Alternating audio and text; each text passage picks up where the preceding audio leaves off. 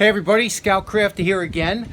Holiday weekend, so we should have some fun this weekend. It's going to be cold tomorrow, so what a great time to be down the shop. I hope you enjoy this project. It's a great little clamp. I think you're going to like it. Okay, today's project is this beautiful grand dual grip clamp, and it's a quick set model, and you can see it over here. It says quick set, and this clamp is just a beauty because, and it's pretty rare because a lot of these are screw type. You don't see the quick set bar up here. And we're going to go through all about why these clamps are so interesting and very nice to use. So first of all, we're going to, it don't look like it needs a vinegar bath because it's just a little bit of dirt and stuff. We're going to use the softer wire brush because there's a lot of intricate areas in here that the thick wire brush won't be able to get into. So let's get to that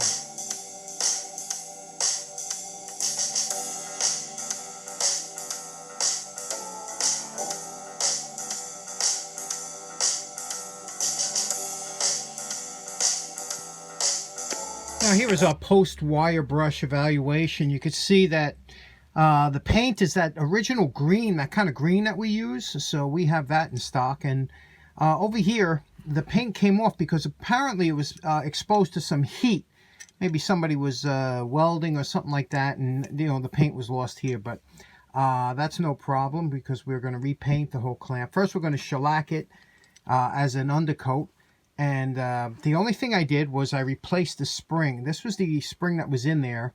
I don't know if it was an original spring, but it wasn't clamping the way it should. And there's two pockets in here, and the spring I put in there was twice as long. And that's why it pays to buy one of those spring assortments, because you never know when it can come in handy. And this spring is a perfect replacement. Works just right, and you'll see how important that is for when we put it together. But everything looks good now, and we're going to get it over to wipe it down, shellac it, and then get ready for paint.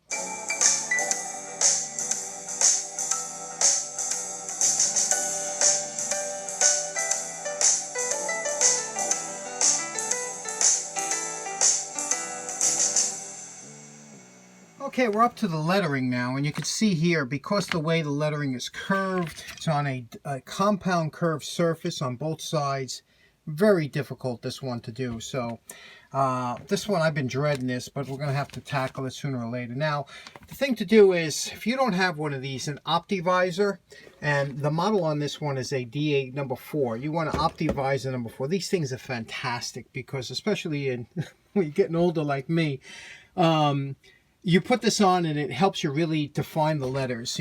If I do a bad lettering job on this, it's going to destroy the whole clamp. So I have a bunch of brushes and things like that. But the first thing I'm going to do is I'm going to tape off the area just because it'll give me I won't have to worry about using a low tack tape. Okay, you can see we taped off the area here, both sides.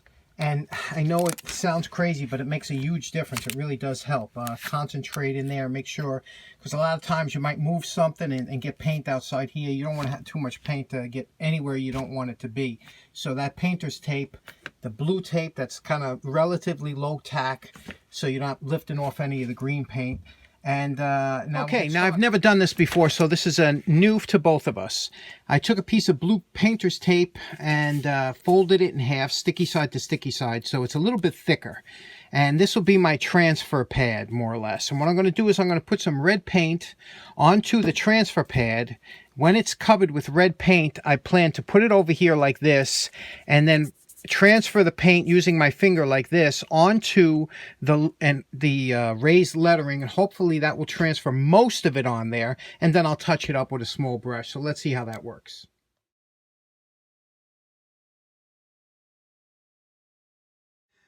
Okay, so this is what the first pressing looks like. Not bad. Now we'll just fill in any of the other letters with the small brush and then get rid of the red that transferred over there that shouldn't be, using a Q-tip and paint. Okay, to show you where we are now, you can see we have little areas like over here and over here where we have some bleed over.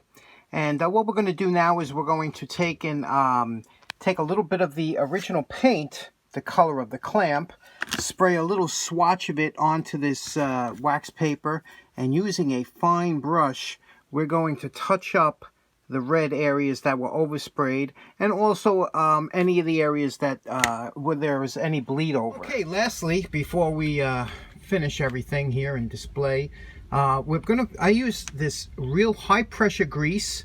It's extreme high pressure grease, and I put a little dab of that in here in this little pocket in here, and then on the threads here I put some 50-50 of the straight 30 motor oil and grease mixture, and then we'll screw that in here and it'll be ready to demonstrate. So let's get to that.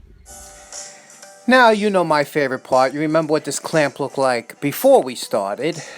Okay, well, we are calling this clamp done. This one came out so nice, didn't it? Look at the lettering, came out nice. I'm really happy with that. And you see it was a difficult, but the lettering, really happy with that, the way we did it. And here you can see it says Quickset. It has the number 30, pat pending. And this is copper plated here, and they do that to resist weld spatter. And the paint came out really great. Left this unpainted, so that accents the clamp. It's just a beautiful clamp, isn't it? But what's really nice is how this works, and let me show you that. Okay, let's say you had to glue up an area and you want to put a little bit of a glue onto a piece of wood or something, and you wanted to glue it here, clamp it down. Now, one of the problems that's always been with regular C-clamps is when you start torquing down on the C-clamp, it has a tendency to want to twist and even twist the clamp itself, you know, and sometimes even spin the work on top of each other. And that's always been a problem. And then you have to unscrew it a little bit, straighten out the wood, and then try and torque it down again without it spinning on itself. That's always been a problem with the C-clamps, some more than others. Now, this clamp is a quick set, which means that this area here isn't threaded, and it's also a dual grip, which means it has this grip here. So, and I'll show you how that works and why this is such a nifty clamp. Now, when you place it over here, what you do is you squeeze this spring together like this, put it over the area you want to clamp, and just push this down. That's the quick set feature. Now you just tighten up this apparatus back here, the little threaded apparatus. It spreads it apart, and it gives you tremendous clamping pressure without any of the twist associated with a normal C-clamp. And I could really crank down on this, and you could see this is really solid, nice clamp, 1, 2, 3, without that twisting action. Beautiful clamp. Now, my buddy Joe from Joe's shop has the same clamp. I think, though, he has the threaded version, which was the more common version. This is a very rare version that has both the quick set and the dual grip clamp together. And it is just a lovely clamp. And you can see now why we lubricated this and greased that pocket in there, because that'll release any friction that you might have. So, in closing, I hope you enjoyed this clamp restoration. It's a really sweet little clamp, very unusual, grand dual clamp. And thanks very much for tuning in. Hope you all have a nice day. Thanks. Bye-bye.